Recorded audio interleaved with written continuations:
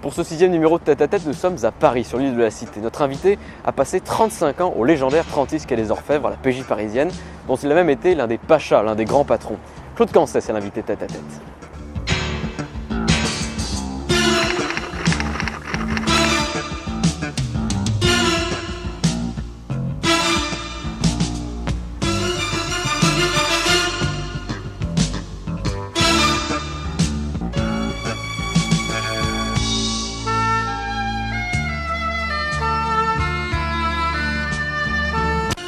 Alors Claude Cancès, avant de devenir le pacha du 36, comment est-ce que vous avez commencé votre carrière de policier? Est-ce que c'était une vocation? Pas du tout, absolument pas.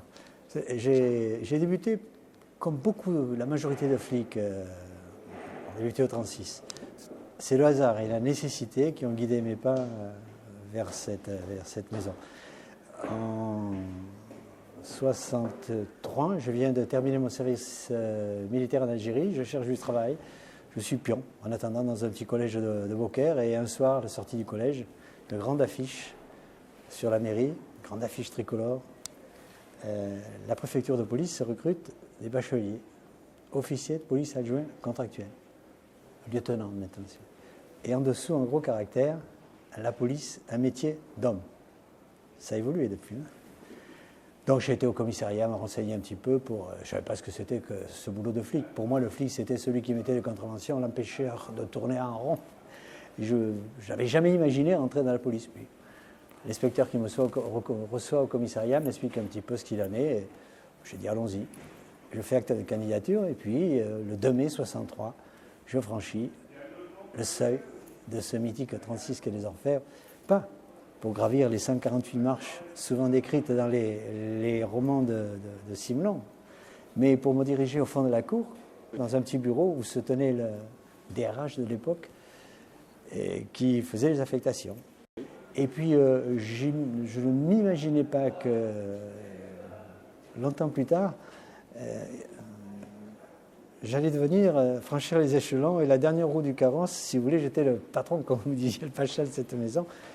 Mais c'est un rêve qu'on ne caresse pas quand on rentre au 36. Et je vous ai parlé de hasard et de nécessité, mais je me suis rapidement, comme tous les flics qui arrivent au 36, on se passionne pour ce boulot.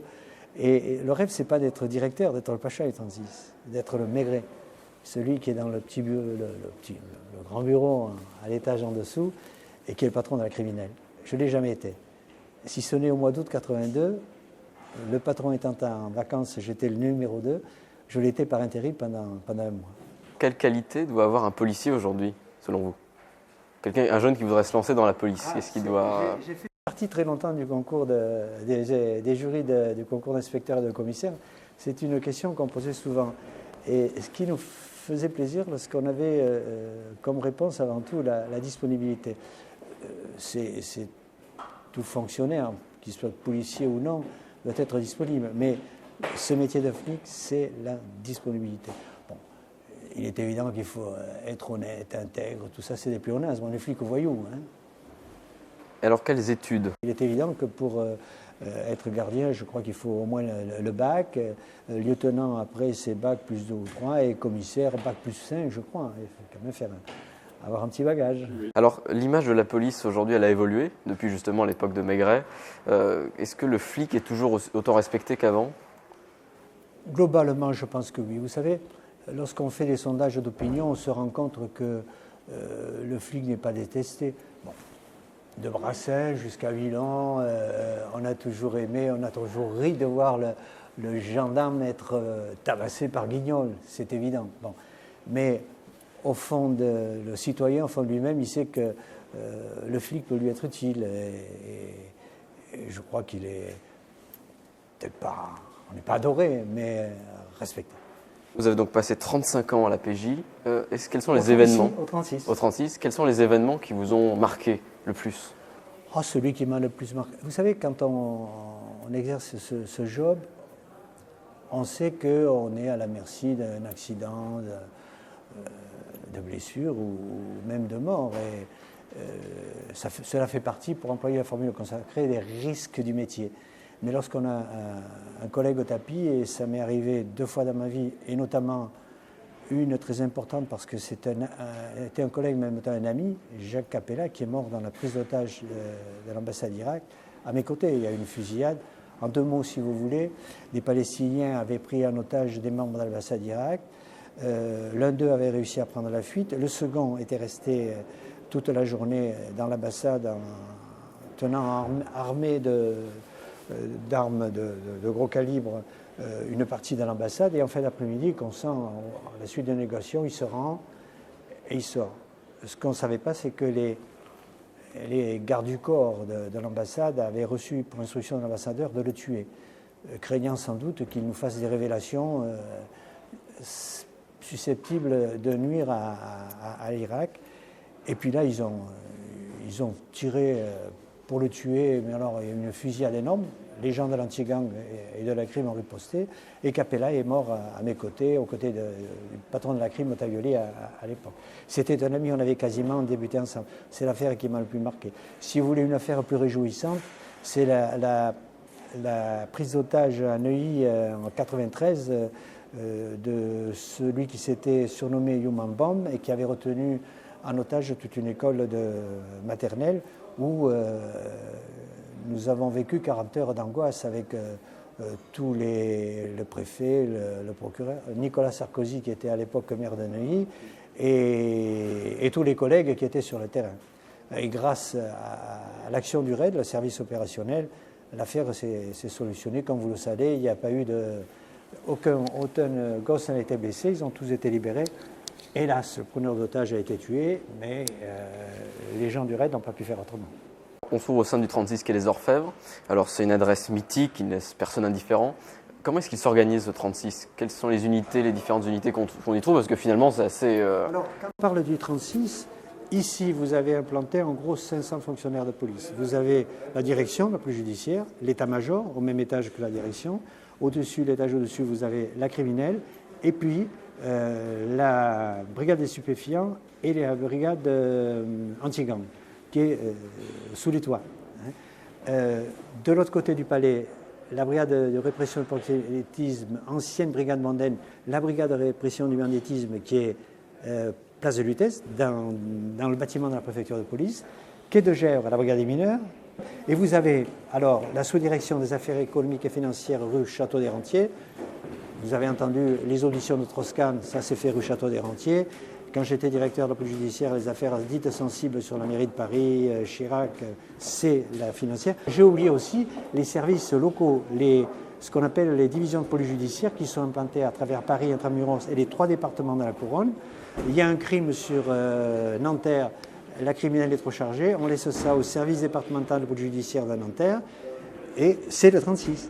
Alors tous les jours que Dieu fait, les retraités comme moi, on ne peut pas oublier le 36. D'abord parce qu'on a le virus jusqu'à la fin de nos jours, inoculé en nous, mais en plus, tous les jours, vous entendez une affaire, vous n'entendez pas forcément le 36 quai des Orfèvres, mais une affaire, un meurtre des EPJ 82. Tout à l'heure, j'ai écouté à la radio, 2 gars qui se sont réfugiés dans un appartement qui avait tiré des coups de feu, je crois qu'il y en a un qui est mort ou l'autre s'est suicidé, c'est l'anti-gang qui est intervenu.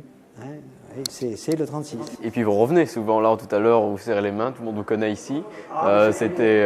Avec le temps passe, vous savez, de moins en moins de collègues, mais enfin, il y a encore quelques vieux flics qui se souviennent de moi. Oui.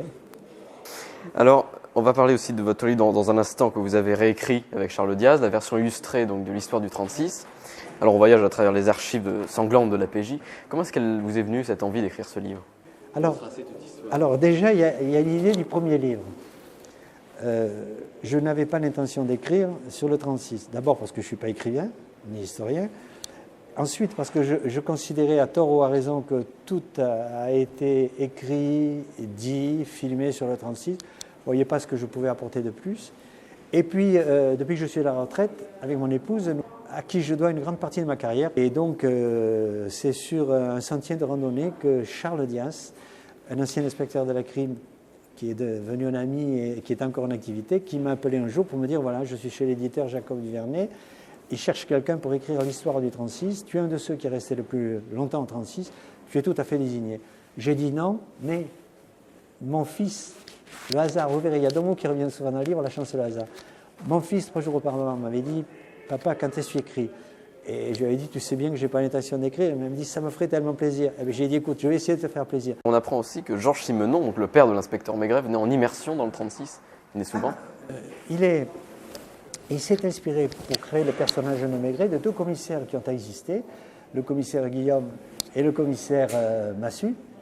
Et il a vécu pendant des mois ici, c'est vrai, c'est exact. Mais en général, Maigret est tout seul, fait son enquête tout seul.